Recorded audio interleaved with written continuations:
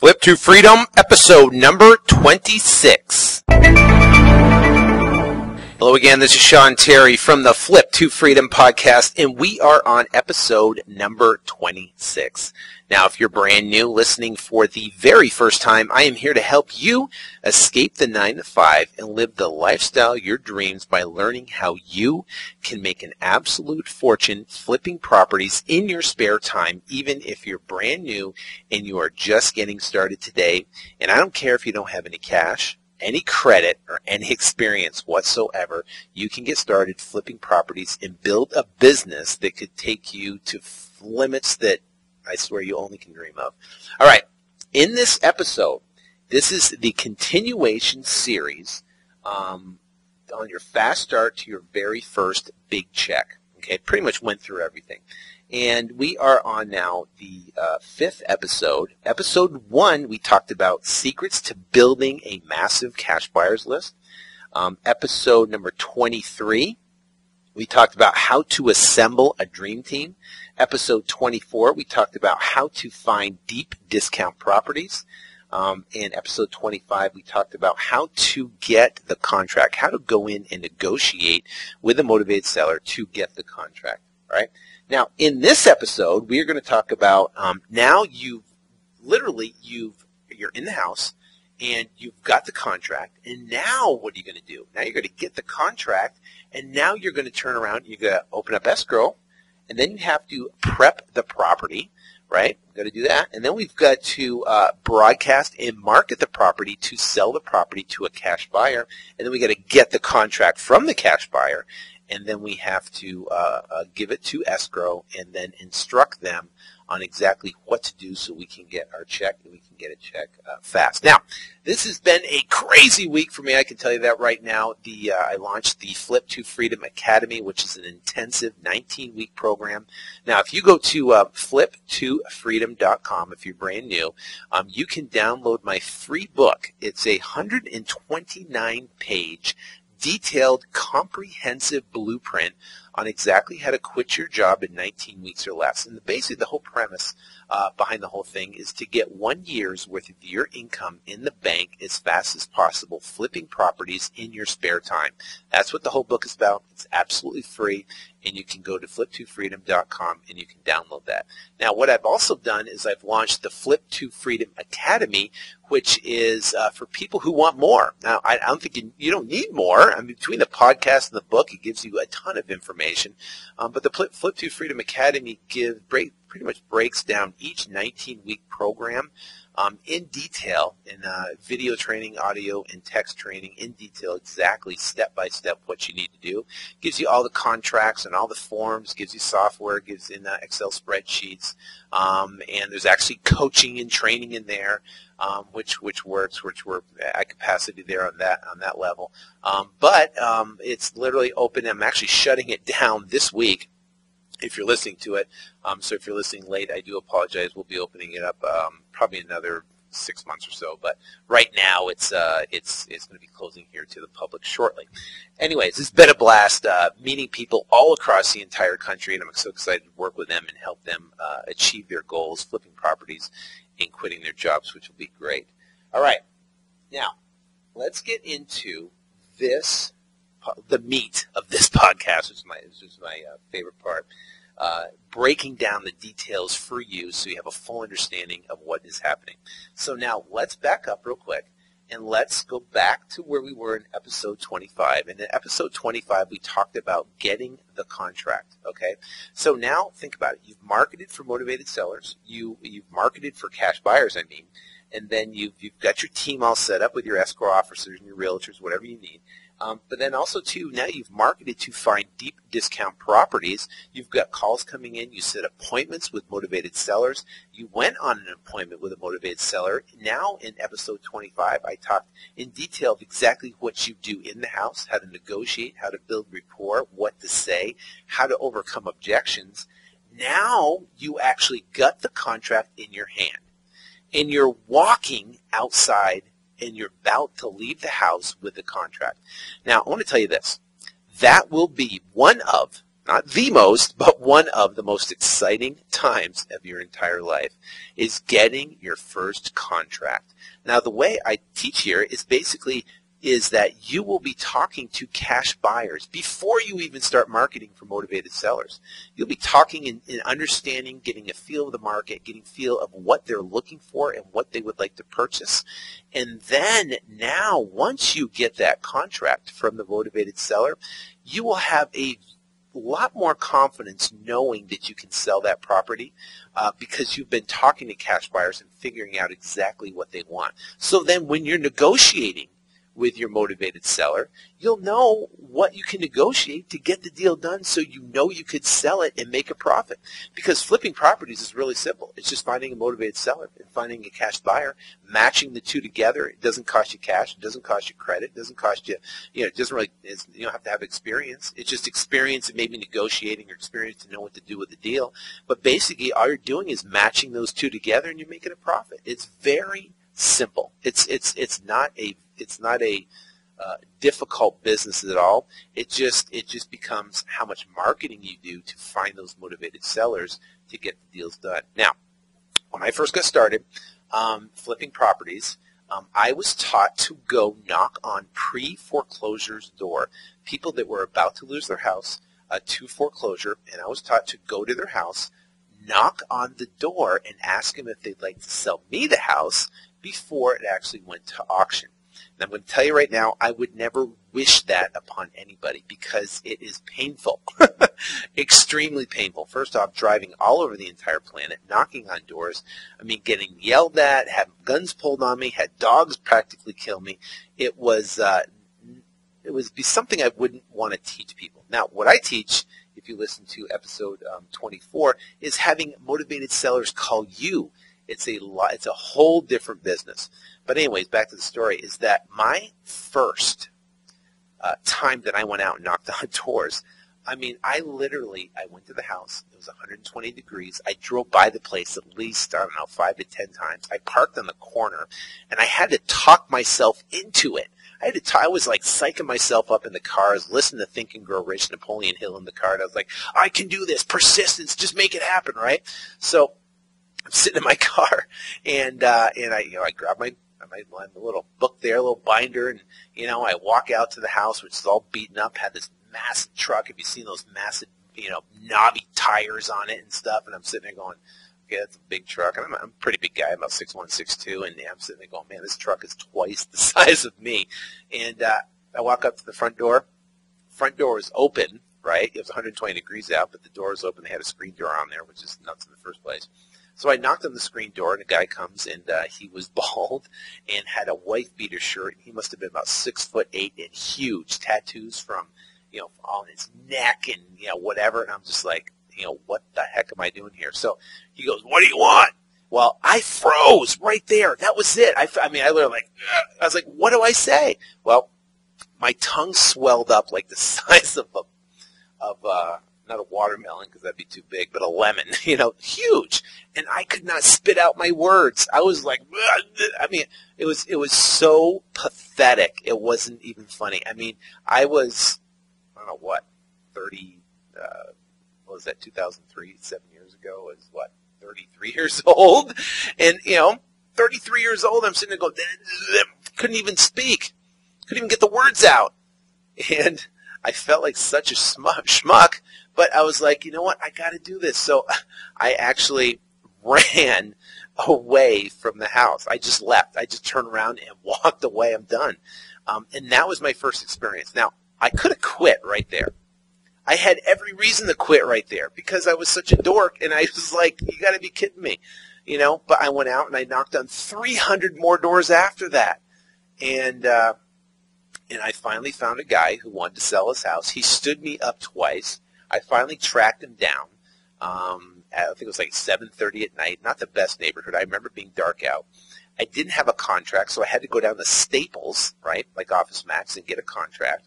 And I ran down to his house. I didn't know. I've never filled out a contract before. I didn't know what the heck I was doing. And I went into his house. I remember I was looking around the house. He had all the lights off because I don't know if the electrical was off or whatever, but I just remember being like dark everywhere.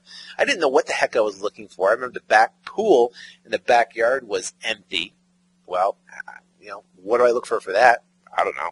I just knew it was a wreck, and I had to get it at a good price. I didn't know what the values were, right? Because I didn't have we have Total View now, we have Google Real Estate, we have, Zillow, we have all these great tools we can use, we can access right online immediately and get a good understanding of what values were. I had to, talk to a real estate agent, kind of give him an idea that I want comps in the area and just wait until he sent them back. Well, anyways, I go in and I actually negotiate. I'm sitting down with this guy, and he wrote out the contract with him. But I didn't know. I was fumbling. I was stumbling. I was tripping on myself. I didn't know what I was saying. Felt completely out of my element. But I did it.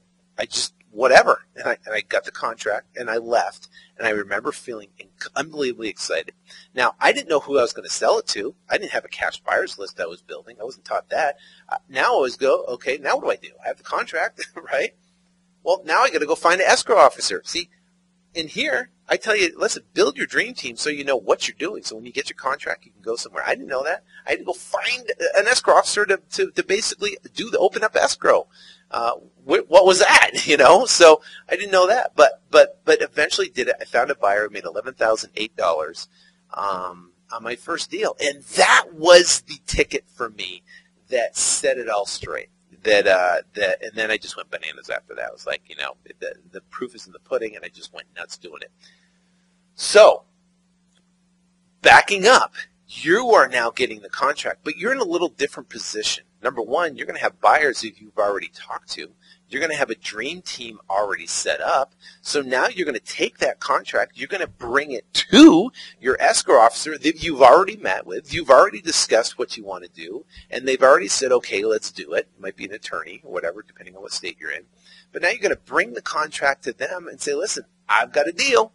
And they're going to open up escrow. They're going to pull the title information. They're going to let you know that the property is good to go. Okay, good to go meaning that there's no other liens or judgments or anything on the property that will affect title from transferring to your new buyer that you line up for the property. Okay, what will it cost you to open escrow? Nothing. It doesn't cost you a dime. The way I structure the contracts is that I purchase the properties with no earnest money. That's it, no earnest money. So, I have people all the time call me and say, how much money does it cost to open up escrow? Well, how much money do you have for earnest money? Well, none. If you don't have any money for earnest money, then you don't. It doesn't literally cost you a dime to open up escrow.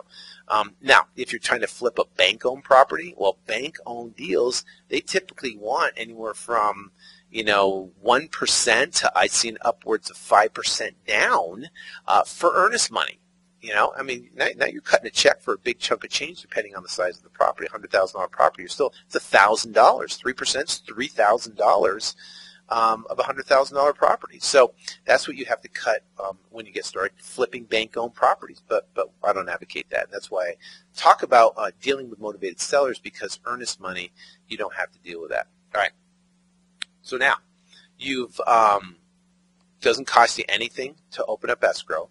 And you basically tell the escrow officer that you will be finding a buyer for the property, and you'll be either doing an assignment or a double escrow, which we'll get into here shortly. But now you're going to have that information. Now you want to know what you're in the property for, okay?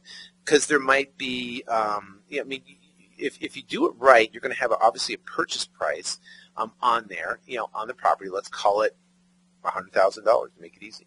And so you'll know that, okay, $100,000, that's what you're in it for, so you can start marketing the property and you can start selling that property. If you get anything above $100,000, you can make a profit above and beyond that. If you sell it for $110,000, guess what? That $10,000 will go in your pocket. So let's talk about exactly how to do that, exactly how to sell the property fast. So now you got the contract, you took it to your escrow officer, your escrow agent, and now you've had them pull the title. You know that you can sell the property quickly, right?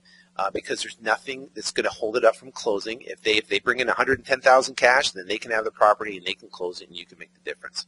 Okay, so you've done all that. Now, though, before you leave, okay, so I'm going to back up a little bit. Now you're still at the house with the contract with the motivated seller. Before you leave, so you don't have to make 2 trips, you want to make sure you get 20 to 30 pictures of the property, the good, the bad, and the ugly. You want to get the good, everything looks great. You want to get the bad, and you want to get the ugly. Everything about the property, because what you're going to do is you're going to post those pictures to a free service called Picasa, P-I-C-A-S-A, Picasa. Now, Picasa is a Google-based free web album that you can post your property or post the pictures to and share it, right? You'll get a link, and you can share that with people, and they can view all the pictures. So that's what you have to get, all those pictures before. If the property is vacant, you want to put it on the lockbox. You want to get a lockbox and get keys made so you can have access to the property. If the property is occupied, then you want to just basically tell the seller that you're going to have, maybe the appraiser, you're going to have some of your partners come over and look at the property. So you might need to have access sometime during the week when they're there, or potentially on a Saturday afternoon where you can get everybody through at one time. And then you can just do a massive marketing campaign and getting everybody over at the property on a Saturday afternoon between 12 and 2 or 10 and 3 or whatever, and get the property sold there, because you're going to have a lot of people looking at it at one time. Okay, so that's prepping the property. You need pictures, you need a lockbox. If it's occupied, you want to schedule some sort of time with them. All right. Now, during this whole process, you're going to know what buyers are looking for, right? In episode 22, I talked about secrets to finding cash buyers, talking to them, figuring out what they want, figuring out what they're looking for. So now you've talked to these buyers. You're going to have maybe 3 to 5 to 10 or 15, whatever it may be, that you have built, you've talked to, you figured out what they wanted, and you potentially build a relationship with them, right? Now what you're going to do is you're going to call those people first. And what this will do is will twofold things. One, it will give you the ability to potentially sell the property, number one. And number two, it will create urgency to get a commitment quickly. So how do you do that? Well, you got the property, right? You got the pictures, you got the information, you know what you're in it for, you know you can deliver clean title, right? You do all that. So now you call your buyers up, maybe your 5 or handful of buyers you know that are serious and they're looking for good deals. Call them and say, listen, I got a smoking deal. I just got under contract, and I want to give you one of the first looks at it. I'm going to email you the information about the property. I'm also going to email you links of all the different pictures. But listen, I'm putting it out, broadcasting it to everybody and their brother tomorrow evening, okay? So I want you, if you're serious about it, I want you to go look at it because I think it will fit right up your model. I want you to go look at it. Here's what I believe it's worth. Here's what the price is I'm selling it for. Here's what type of repairs are needed on it, and here's all the pictures. And I'm going to email you all that information. Go look at it. I'll follow up with you, and then go check it out. The access code is whatever it may be. And then let me know ASAP, because, listen, if you don't want it, that's fine. I'll put it out to everybody else and their brother, and I know I'll sell this one. I'll sell it quick. So you do that with your handful of 4 or 5 or 6 people, and then they're going to be hustling and rushing to get the information, to look at the property before everybody else does. That creates urgency, and it creates excitement about the property, and it gets you to push to a commitment. Now, most of the properties, I can tell you right now, most of the properties we sell that way. There are some that we don't sell that doesn't fit the model, and then we'll take the time and we'll do the broadcast marketing. We'll put it out on our site, and then we'll sell it that way. But most of the properties, we make just a handful of calls, and we get the property sold, and we get them sold quickly. So now let's say you make those handful of calls, and let's say no one jumps on it. Well, what do? Now you want to basically broadcast the property and get as many eyeballs looking at your property as fast as humanly possible. So let's talk about exactly how we can do that. Well, number one way to broadcast a property and get it sold quick and get eyeballs looking at it is through email marketing. Okay. Number 2 is through text message marketing, mobile marketing. Number 3 is using postlets, which we'll talk about. Number 4 is Facebook. And number 5 is bandit signs. So we're going to talk about each one of those in depth, and we're going to talk about how to use them specifically so you can get eyeballs looking at your property very fast. All right. First one is broadcast email. Okay. Now, broadcast, what we use is we use AWeber, because when you're talking to motivated sellers, I mean motivated buyers or cash buyers, you're going to be collecting their email, and also you're going to be collecting their cell phone information. Okay, that's what you're going to be collecting if you listen to episode 22. But when you're doing that, you can start building a cash buyers list. And also, if you have the internet marketing set up, you're in a website set up, you'll be able to collect email addresses as well. So you're going to have, let's say, an email list of, say, 20, 30, 40, 50, 100, 500, 10,000, whatever it is, of buyers looking for properties. Okay. Now, there's 2 different services you can use. You can use AWeber, which works great, or you can use Constant Contact. I prefer AWeber. AWeber is easy. You can put the information. It has easy broadcast email. And it's very easy to set up a web form to go on your website, and that's primarily the one that we use, even though we do use Constant Contact as well. Now, broadcast email. In the email, right, you want to have basically a body, you want to have a message and closing. So in the email, you want to put, there's a subject line, right, and then the subject line you're going to put in brackets, fix and flip, or you're going to put rental, or you're going to put a cash flow property, whatever it may be, buy and hold, it could be. Any one of those would work. But when someone looks at the email, if they're a fix and flipper, they're going to open up the email. If they're a buy and hold or a cash flow property, then guess what? Then they're going to open up the email. So now you're going to have in brackets, let's call it fix and flip. You're going to have ARV, after repair value, let's call it $100,000. And then you're going to have wholesale price, or sell for, whatever, $60,000. So that's going to be your subject line. So if people are interested, they're going to open up that email, and they're going to look at your information. What are they going to see? Well, they're going to see who it's from you, right? And then they're going to see property details, all the details about the property. Now, what's that going to be? It's going to be the property address, the property square footage, the bed and bath count, if there's a pool or no pool, and then a small description about the property, trying to explain it in its best light. You're also going to put in there how much repairs it potentially needs, right? And then you're going to include your link to your Picasa album that will, drive them back to your pictures so they can check out the pictures. And then the close, you're going to say, listen, if you want more information about this property, give me a call, right? Or if you have an access lockbox in there, you're going to put access. You're going to put the lockbox code, whatever it may be. Or if it's occupied, you're going to put access and say call for appointment. And then people will call you for more information and to set an appointment to look at the property. Okay, so you got all that information in this email. And that email will go out to all your buyers all at the same time.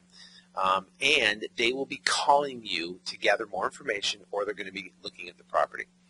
Now, the next method of marketing is mobile marketing through text message marketing. Okay, and we use what's called message media. Message media works great because you get 100% deliverability rate. Now, what does that mean? Well, when you do email marketing, if you have a list of 100 people, you're going to have about a 30 to 40% open rate. That means 30 to 40% of the people will open the email out of your 100. Okay? Now, if you do text message marketing, well, guess what you leave with when you leave your house? You leave with your wallet, you live with your keys, and you leave with your phone, right? So with text message alerts, you get 100% deliverability rate. People have their phone on them all the time, and guess what? They will see your message, your text alert will come across their phone.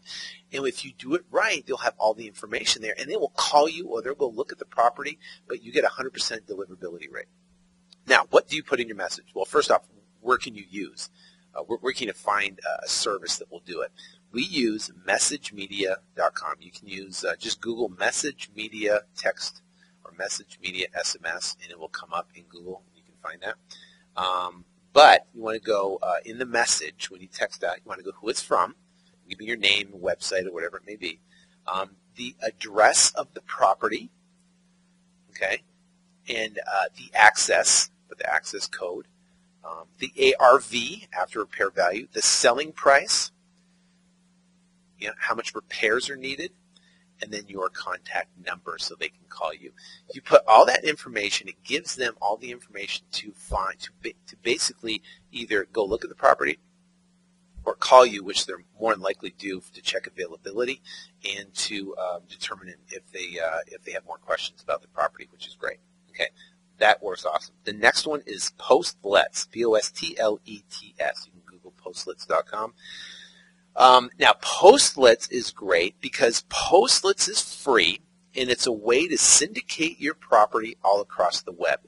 And it puts it through Google Real Estate, it puts it through Zillow, it puts it through Trillia, it puts it through a bunch of other different real estate sites that people are looking for property. So pretty much broadcast your property all over the entire internet. If people are looking for a specific property in a specific area.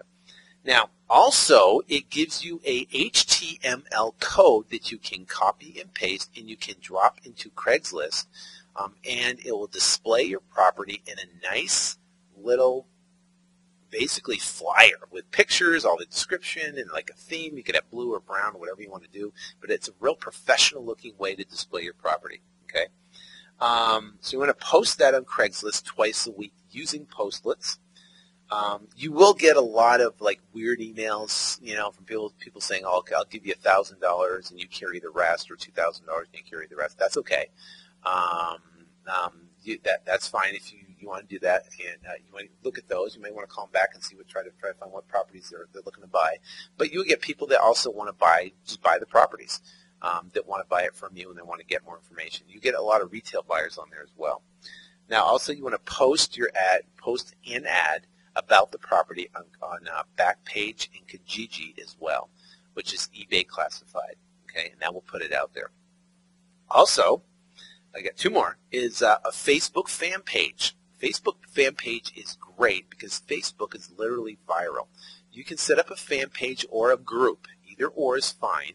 A group is actually good because it allows you to email everybody within the group. I usually don't do that. We have a fan page set up, and basically every time I post a property, it goes through everybody's news feed of all the information about our property. So we usually post, maybe a picture of the property, detailed description of it, and what we're selling it for, and all the information we pretty much discussed in the broadcast email. We basically copy and paste that and drop it into Facebook, and then that will syndicate it. Now, we also have Facebook linked to Twitter, so then it also goes out through Twitter as well. Then people can retweet that, and then the property go viral. Now, remember, the goal is to get as many people looking at the property as possible.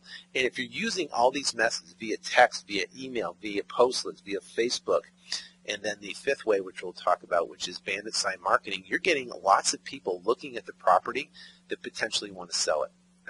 Want to buy the property, actually. Now, bandit sign marketing. Bandit sign is basically posting signs within a 1-mile radius, anywhere from 50 to 100 of them, to get the property sold and get it sold quickly. Now, what you're going to put on there is going to say handyman special. Must sell house fast for cash, and then your phone number, and you can put an e-voice number, which is a voicemail, just like a voicemail, evoice.com, or you can just set up with a Google Voice, which is free, and it's basically the same thing. They'll actually send you an email with an MP3 file that you can listen to, which is great. Now, what's going to happen, right, when you put all this marketing out on these properties? Well, your phone's going to ring, and your phone is going to ring big time. Especially you put bandit signs out, you put Facebook, you put Postlets, you put a broadcast email, you get text alerts, all going out on these properties. Well, guess what? Your phone's going to ring if I'm going to put a little right here. If it's a good deal. If it's not a good deal, your phone's not going to ring, and you're not going to sell the property. But that's okay, because you know what your buyers are looking for, so you've negotiated with your motivated seller to get a deal that you know you can sell, right? So your phone will ring. Now, when your phone rings, what do you say? People are going to call up, and the first thing they're going to ask for if it's available. And you're going to say, listen, I have a ton of interest in the property. Currently, right now, it's available. I do not have a contract on hand. So if you're interested, I suggest trying to get out there as soon as possible and giving me a commitment on the property. Okay, so that will show them that you have interest in the property, and it will give them an urgency to go look at it and make a decision. Now, when you're talking to these people, make sure you ask them, build rapport with them. Ask them what they're looking for. They're looking for fix and flip and buy and hold. How many bed and bath are they looking for? What type of area are they looking for?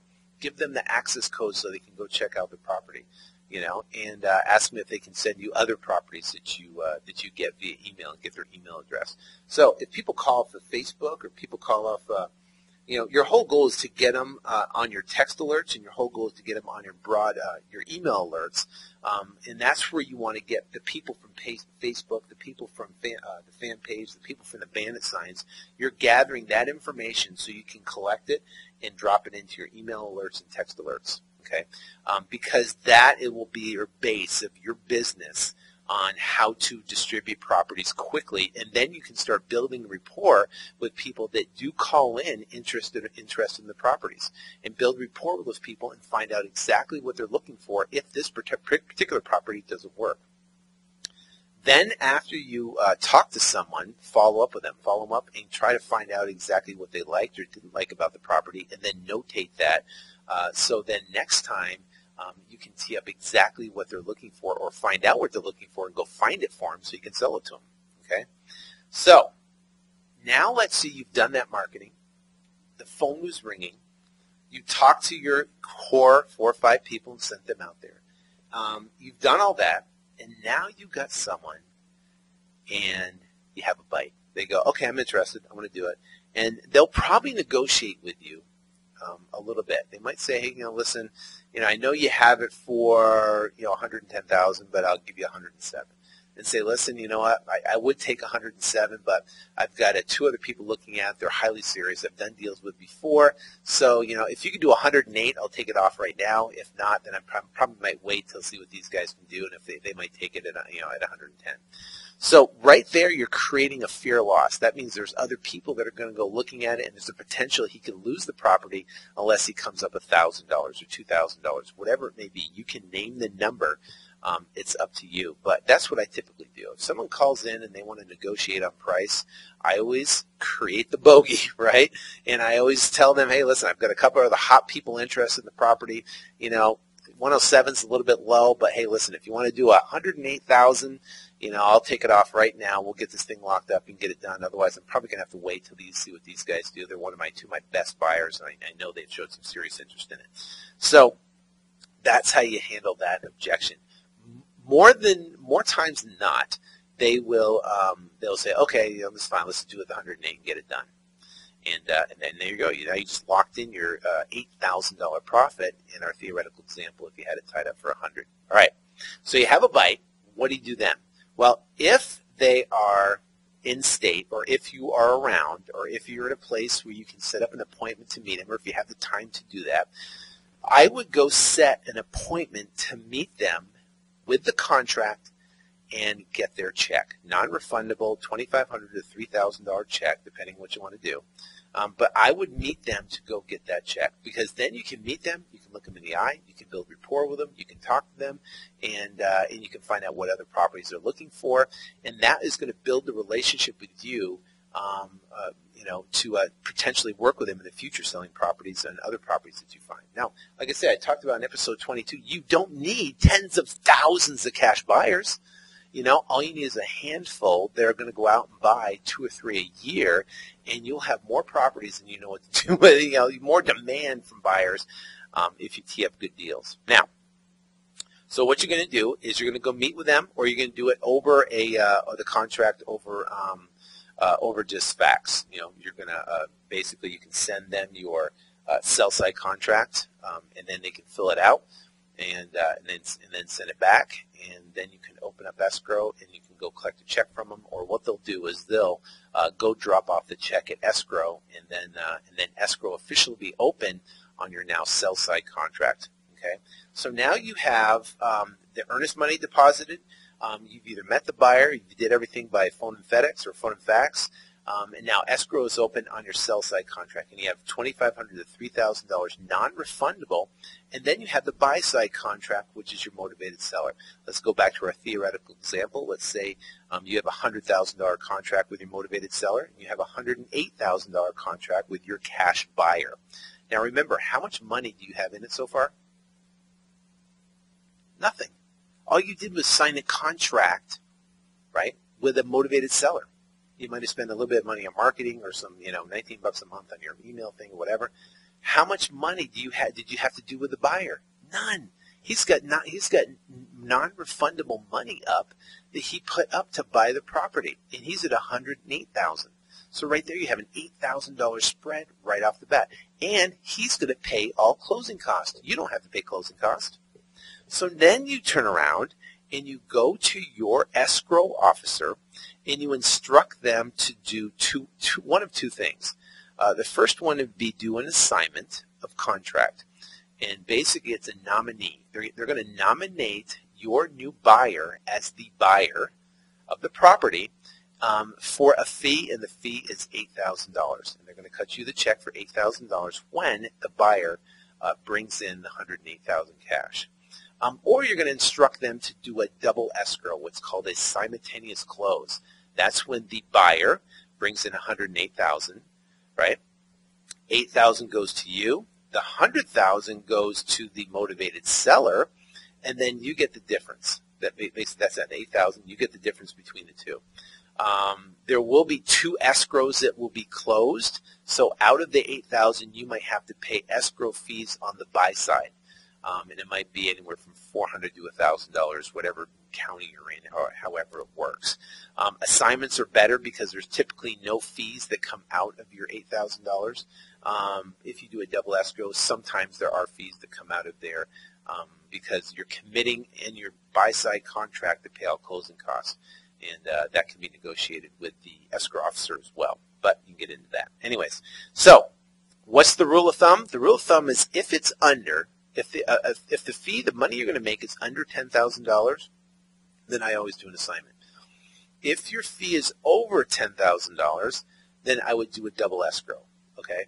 And that's just the rule of thumb. And you can talk to the escrow agent in exactly why their reasoning behind that, but I can just tell you just that's just the rule of thumb that works, and it works well, okay?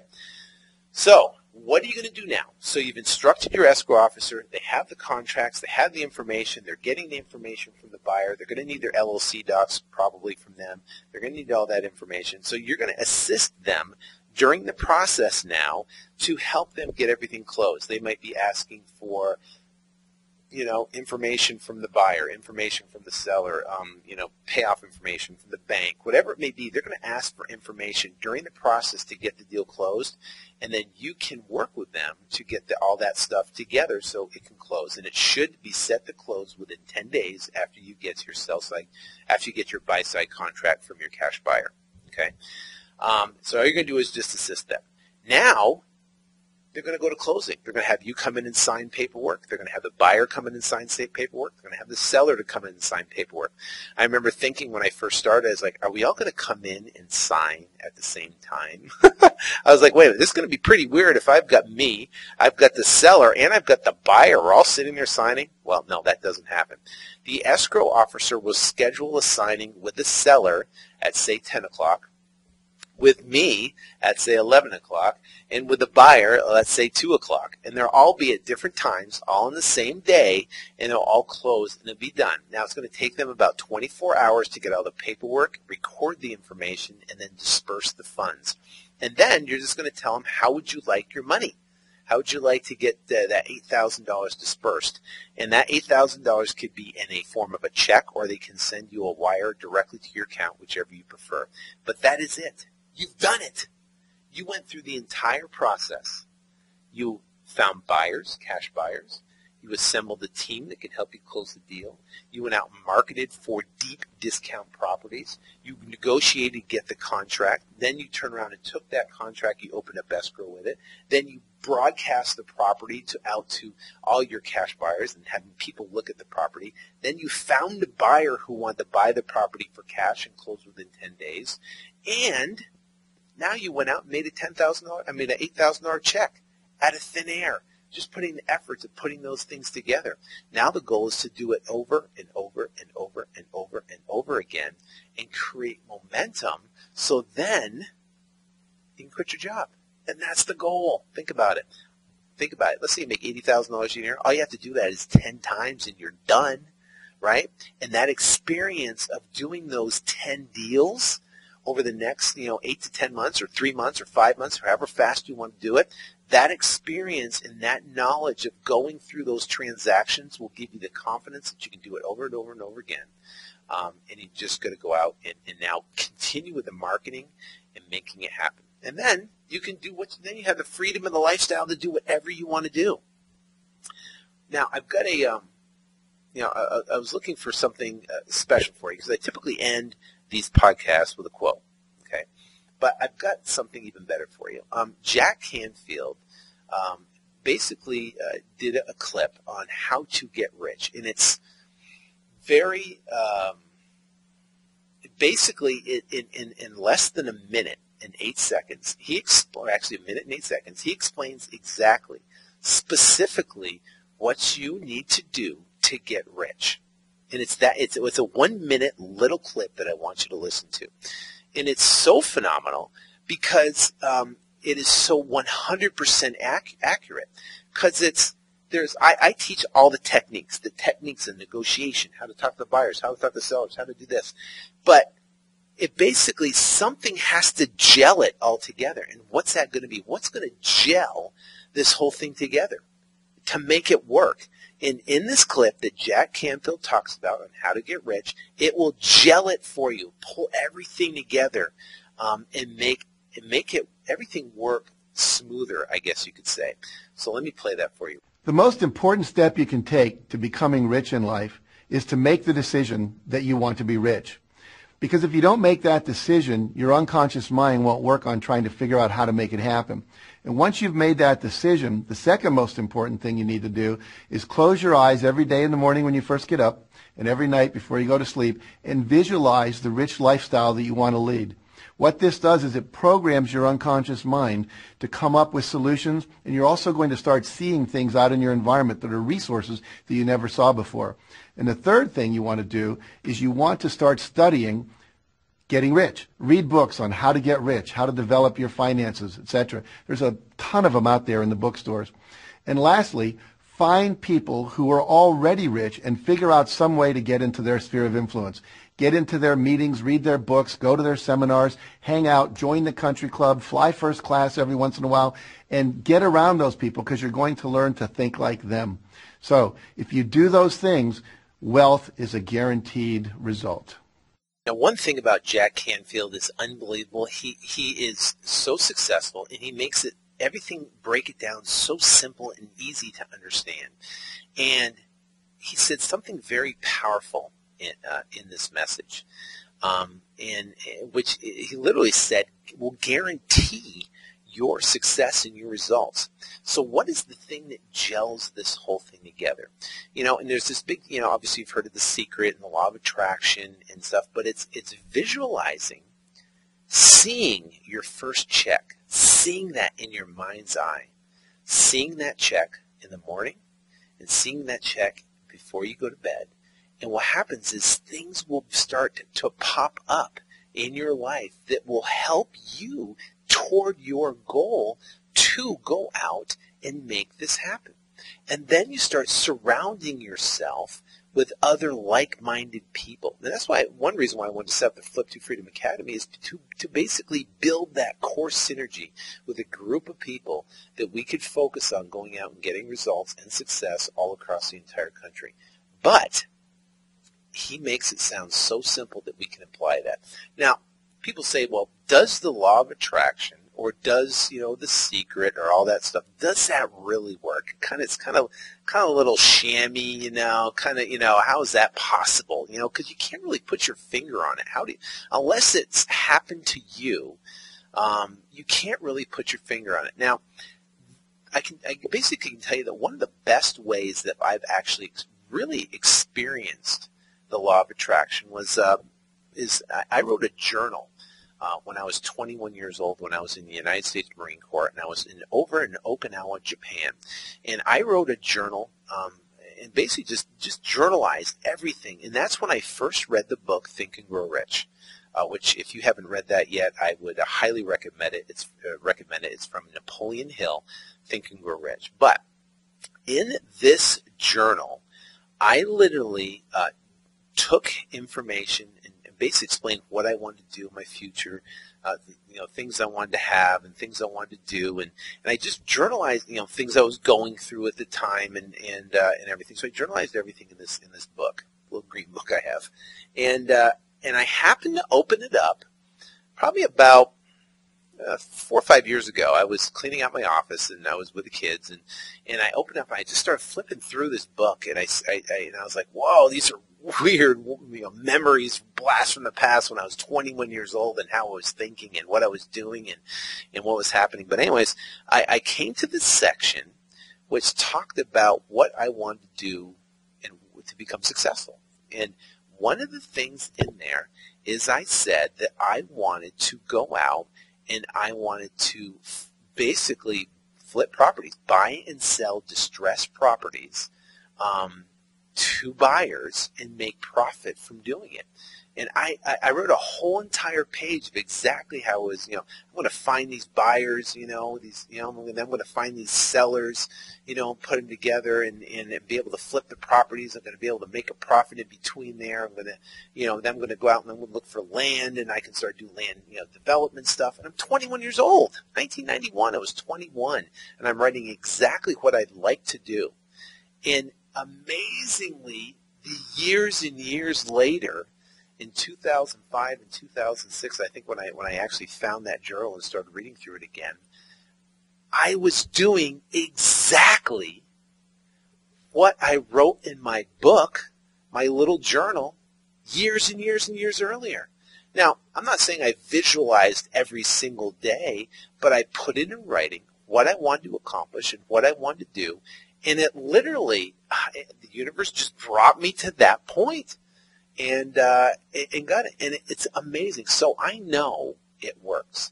And I know if you have all the techniques in the episodes I've talked about, if you listen to the past episodes, or even if you're going through the Flip to Freedom Academy, and I put up all the modules up there, and they're all detailed, specific training on specifically exactly what you have to do and how you have to set up an AdWords campaign, and how you have to set up your broadcast email, and how to do this and how to do that and how to do this. There is a lot of how-to in this business on how to do it and how to become successful. But there is the unknown, I guess, faith or force or the God or universal mind, or whatever you want to call it, that is basically we can basically apply those principles in our life to be able to put us on the path towards success. And the best way I can explain this is this. If you work and apply these principles that Jack Canfield just talked about in your life, it's like being in a raft, right, and going downstream, right? Downstream, the current is taking you downstream. You're in line with the current. Everything is flowing, everything is going, and you are on the road and you are going down, and at the end of that river, I guess you could say, is your destination, your goal, your success.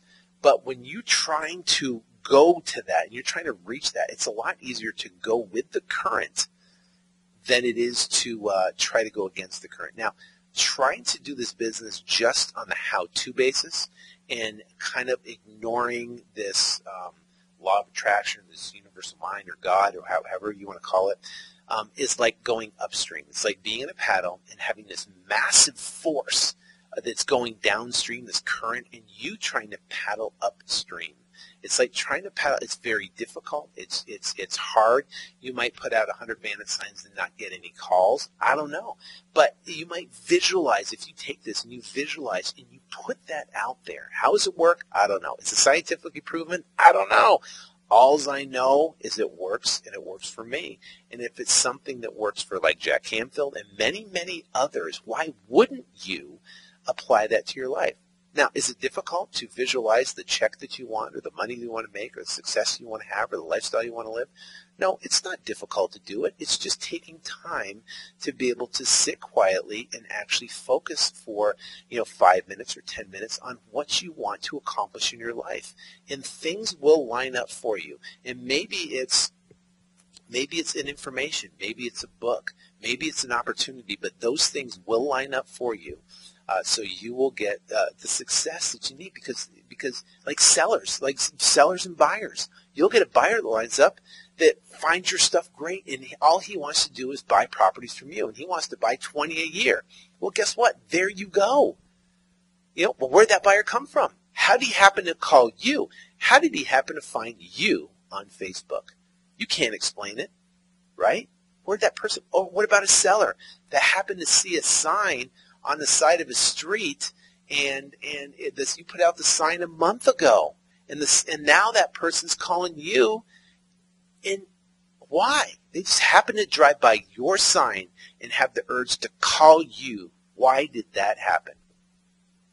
Because there are other things out there that are pulling to you, is basically gravitating toward you.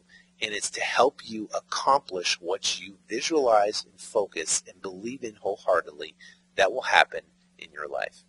And that is the glue that will pull everything together, and it'll make this business so much more easier when it comes to getting success and getting results. Okay. In the next episode, I'm not going to basically get into exactly what we're going to do, but I am basically going to take you to now your first check to doing multiple deals. How do you do multiple deals all at the same time? And how do you do 5 deals a month, 10 deals a month, 15 deals a month? How do you do that? Well, it takes a team, and it takes building a little bit of momentum, and that's what we're going to talk about in the next episode. All right?